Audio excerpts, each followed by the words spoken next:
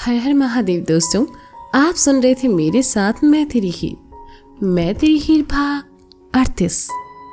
उर्वशी अचानक से इंदौर क्यों जा रही थी ये कोई नहीं जानता था। आप लोग भी नहीं जानते, पर मैं जानती हूँ। उर्वशी बनारस से इंदौर के लिए निकल चुकी थी।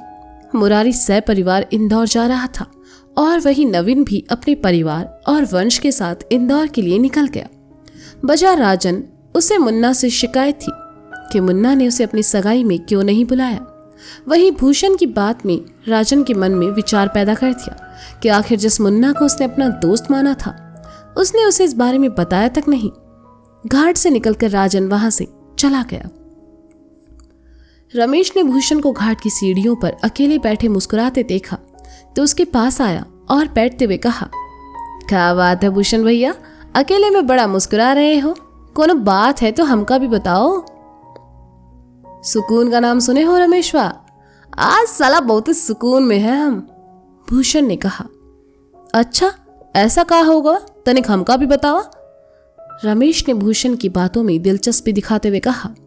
भूषण रमेश की तरफ पलटा और कहा, अरे जिस भैया ने मुन्ना को अपना दोस्त बताए रहे, अरे जिनकी खातिर हमसे झगड़ा किए रहे, आज वही मुन्ना राजन भैया के पिछवाड़े पर लात मार कर निकल लिए।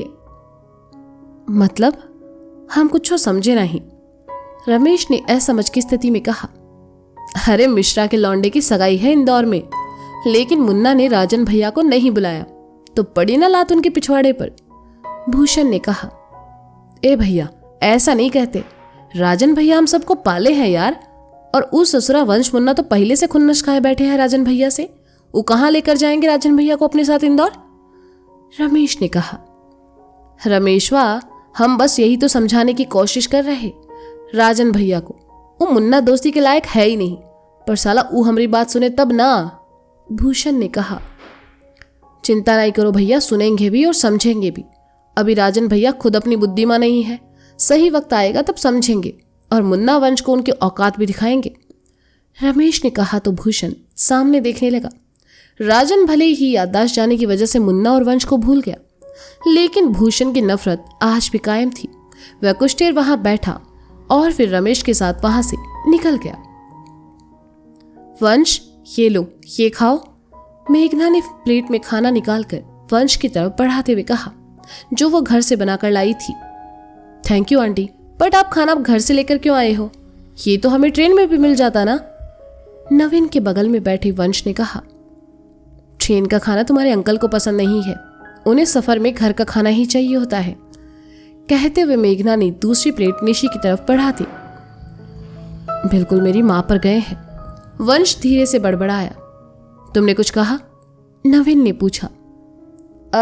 नहीं, कुछ भी तो नहीं आंटी, मुझे ना वो चाहिए, वंश ने अचार की तरफ इशारा करके कहा। वंश को नवीन से डरते देखकर निशी दबी हंसी हंसने लगी तो नवीन ने कहा, निशी खाना खाओ चुपचाप। निशी ने अपनी हंसी को रोक लिया और खाना खाने लगी। मेघना ने नवीन को प्लेट पकड़ाई और खुद भी खाने लगी। खाना खाते हुए नवीन ने एकदम से निशी से पूछा, क्या मुन्ना की होने वाली वाइफ तुम्हारी दोस्त है? नहीं, वो मेरी दोस्त क्यों होने लगी? निशी ने खाना खाते हुए बेपरवाही से कहा। तो फिर गौरी ने मुझे फोन क्यों किया और वो तुम्हें इंदौर लाने के लिए इतना इंसिस्ट क्यों कर रही थी?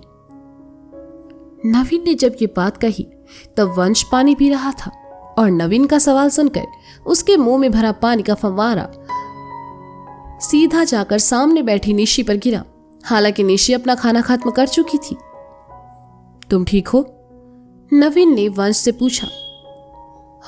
हाँ, मैं ठीक हूं, मेरा हो गया, मैं हाथ धोकर आता हूं, वंश ने उठते हुए कहा और वहां से भाग गया।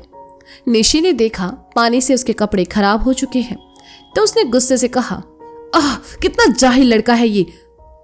कोई बात नहीं निशी, तुम जाकर ये टॉप चेंज कर लो, मेघना ने कहा। निशी अपनी जगह से उठी और अपने बैग से दूसरा टॉप निकालकर ट्रेन के बाथरूम की तरफ बढ़ गई। निशी नहीं जानती थी, पर वंश भी इसी तरफ था। वह ट्रेन के दरवाजे पर खड़ा बस किसी तरह खुद को नॉर्मल करने की कोशिश कर रहा था। वह लंबी लंबी सांसें ले रहा था क्योंकि उसने निशी के साथ मिलकर नवीन से जो झूठ बोला था वह लगभग सामने आने ही वाला था।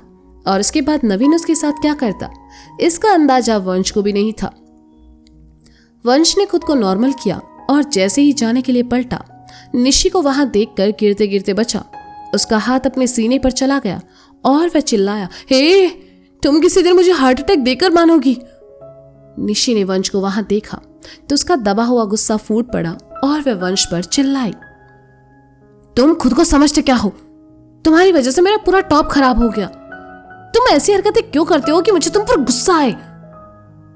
निशी ने वंश को वहां देखा तो उसका दबा हुआ गुस्सा भयानक रूप में फूटा। वंश निशी के करीब आया और उसकी आंखों में देखते हुए गुस्से से कहा, हो रियली? तुम्हारा सिर्फ टॉप खराब हुआ है, लेकिन तुम्हारी वजह से ये मेरी पूरी जर्नी खराब होने वाली है। हाँ, ना मैं तुम्हारी हेल्प करता और ना मैं तुम्हारे साथ इस ट्रेन में आता। अच्छा, मेरी गलती है। ओह वाह, डैड ने जो कहा उसके बाद डैड से गौरी बनकर बात करने की क्या जरूरत थी तुम्हें? निशी ने भी वंश पर चढ़ते हुए कहा, तो तुम थोड़ी देर के लिए अपना दिमाग इस्तेमाल नहीं कर सकती? तुमने ये क्यों कहा कि गौरी तुम्हारी दोस्त नहीं है? वंश ने गुस्से से तमतमाते हुए कहा, जब तुम्हारे झूठ संभाले ना जाए तो मत बोला करो। निशी ने कहा, आह, क्या करूं मैं तुम्हारा? दिल तो कर रहा है इस ट्रेन से धक्का दे दूं मैं तुम्हें, छिपकली कहीं की। झूठ पे मैंने तुम्हारे लिए ही बोला था, एहसान फरामोश। वंश ने अपने हाथों को हवा में उठाते हुए कहा, जैसे वह बहुत ज्यादा फ्रस्ट्रेट हो गया हो। क्या कहा तुमने? एहसान फरामोश? और तुम मुझे ट्रेन से फेंकोगे? मैं तुम्हारा खून कर दूंगी। कहते हुए निशी ने वंश के बालों को अपने दोनों हाथों में पकड़ लिया। वंश कहाँ पीछे रहने वाला था, उसने भी निशी के लंबे बालों को पकड़ा और कहा, हाँ हाँ, हो तुम एहसान फरामोश। तुम्हारी जैसी सेल्फिश लड़की मैंने आज तक नहीं देखी। मुझे थैंक यू कहने के बजाय तुम मुझे ही सुना रही हो। Thank you my foot. पहले खुद झूठ बोलो और फिर मुझे एहसान फरामोश कहो। आज तो तुम गए बच्चू। कहते हुए निशी ने वंश के पैर पर अपना पैर जोर से दे मारा। बेचारा वंश ना चाहते हुए भी उसे निशी के बालों को छोड़ना पड़ा और वह अपना पैर पकड़कर चिल्लाया, ओ कितने निर्दयी हो तुम। वंश ने दर्द से कराहते हुए कहा, हे, तुम्हें क्या दर्द शुद्ध हिंदी में होता है? निशी ने वंश का मजाक उड़ाते हुए कहा, तुम फिर मेरा मजाक उड़ा रही हो। कहते हुए वंश अपना पैर छोड़कर जैसे ही निशी की तरफ बढ़ा, निशी घबरा कर पीछे हटी और उसका पैर लड़खड़ाया। वह ट्रेन से लगभग गिरने ही वाली थी कि वंश ने आगे बढ़कर उसका हाथ पकड़ लिया। निशी डरी सहमी आंखों से वंश की आंखों में देखती रही। उसका दिल ट्रेन की स्पीड में दौड़ रहा था और वह लगभग सांस लेना भूल चुकी थी। किसी अनहोनी के डर से वंश का दिल भी जोरों से धड़क रहा था। वंश ने उसे खींचकर अंदर किया और निशी वंश के करीब चली आई। उसका हाथ वंश के सीने से आ लगा। निशी ने महसूस किया कि वंश का दिल बहुत जोरों से धड़क रहा है। मैं जानता था कुछ तो चल रहा है जिसकी खबर मुझे नहीं है। मैं जानता था। नवीन ने आकर अपनी सीट पर बैठते हुए परेशानी भरे स्वर में कहा, क्या जानते थे और क्या हुआ तुम्हें? तुम हाथ धोने गए थे ना? मेघना ने पूछा। मुझे पता था हमारी बेटी और वंश के बीच कुछ है, नवीन ने उलझन भरे स्वर में कहा। क्या है और ये क्या कह रहे हो तुम? वंश और निशी के बीच क्या? मेघना ने असमझ की स्थिति में कहा, अरे वही जो कभी हमारे बीच था, जो उनकी उम्र में होता है। मुझे लगता है निशी और वंश एक दूसरे को पसंद करते हैं। नवीन ने आखिरी शब्द बहुत ही धीमे स्वर में कहे, जिससे आसपास के लोग सुन न लें।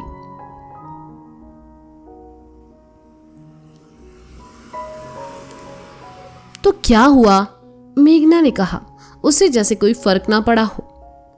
तुम समझ नहीं रही हो मेघना, ये पसंद वो वाला पसंद नहीं है। पसंद, नवीन ने कहा। हाँ, क्या तुम सच कह रहे हो? क्या सच में वंश हमारी निशी को पसंद करता है? ओ, ये कितना अच्छा होगा। मुझे तो वो लड़का पहले दिन से ही पसंद है। मुझे उसे अपने घर का दामाद बनाने में कोई परेशानी नहीं है। मेघना ने खुशी से भरकर कहा, डेली सोप देख देख कर तुम्हारा दिमाग खराब हो गया है। तुम्हें परेशानी नहीं है पर मुझे है, नवीन ने कहा। कैसी परेशानी डैड? निशी ने आकर नवीन के बगल में बैठते हुए कहा। परेशानी? कैसी परेशानी? मेघना, क्या हम किसी परेशानी के बारे में बात कर रहे थे? नवीन ने मेघना को देखकर निशी के सामने सच न बोलने का इशारा करते हुए कहा। परेशानी? कोई परेशानी नहीं है बेटा, मेघना ने हंसते हुए कहा, लेकिन उसके चेहरे के एक्सप्रेशन उसके कहे शब्दों से बिल्कुल मैच नहीं कर रहे थे।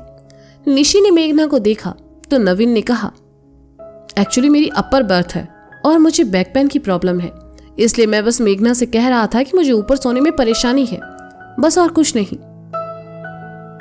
कोई बात नहीं, आप यहां सो जाना, मैं और वंश ऊपर सो जाएंगे, निशी ने सहजता से कहा। वह नवीन के सामने वंश को लेकर कोई गुस्सा करना नहीं चाहती थी। नवीन ने जैसे ही सुना उठकर एकदम से हड़बड़ाते हुए कहा, नहीं नहीं नहीं नहीं नहीं, तुम और वंश एक साथ नहीं, नहीं ये नहीं हो सकता, मैं ऊपर सो जाऊंगा। रिलैक्स डैड, उसकी और मेरी बर्थ अलग अलग है, आप इतना परेशान क्यों हो रहे हैं, निशी ने कहा तो नवीन को थोड़ी राहत मिली। फिर भी वह नहीं चाहता था वंश निशी के सामने वाली बर्थ पर रहे। वह वंश को अपनी नजरों के सामने रखना चाहता था, इसलिए कहा, ओह हाँ सॉरी, एक काम करते हैं, मैं और वंश नीचे वाली बर्थ पर सो जाएंगे, तुम और मम्मी ऊपर सो जाना, हाँ ये ठीक रहेगा। डैड, आप मॉम को क्यों परेशान कर रहे हैं, निशी ने कहा। परेशान? बिल्कुल नहीं, अरे तुम्हारी मॉम अभी भी फिट है, वो ऊपर चढ़ सकती है ना मेघना, नवीन ने कहा।